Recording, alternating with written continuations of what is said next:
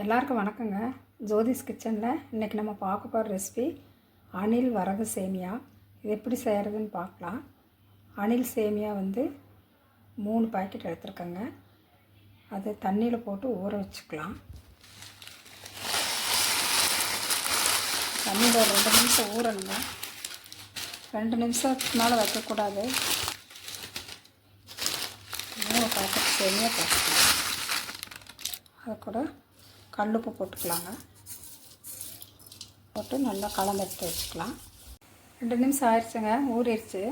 நம்ம இதை அப்படியே எடுத்து இட்லி தட்டில் போட்டிருக்கோம். இட்லி சட்டியில் தண்ணி சூடானோன்னா உள்ளே வச்சு மூடி வச்சிடலாங்க. ஒரு 7 நிமிஷம் வெந்தோன்னே இறக்கிடலாம். சேமியா நல்லா வெந்துருச்சுங்க. 7 நிமிஷம் ஆயிடுச்சு. நம்ம இறக்கி தாளிச்சிடலாம். சேமியா தாளிச்சிக்கலாங்க. எண்ணெய் ஊற்றிக்கலாம். எண்ணெய் சூடாயிருச்சுங்க. கடுகு போட்டுக்கலாம். கடலைப்பருப்பு போட்டுக்கலாங்க.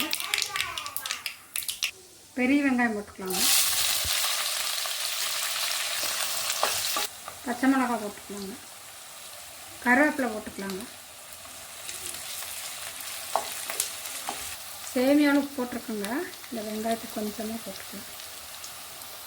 தக்காளி போட்டுக்கலாங்க. 2 தக்காளி. சேமியா போட்டுக்கலாங்க. பொடிச்சு வச்சுருக்குது. போட்டு நல்லா கலந்துக்கலாம். சேமியா தாளிச்சாச்சுங்க. மல்லி இலை தூவிக்கலாம்.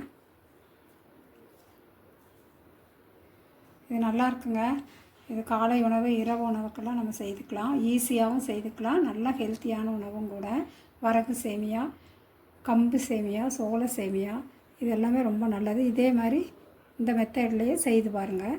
செய்து பார்த்துட்டு ஜோதிஸ் கிச்சனுக்கு லைக் பண்ணுங்கள், ஷேர் பண்ணுங்கள், சப்ஸ்கிரைப் பண்ணுங்கள்.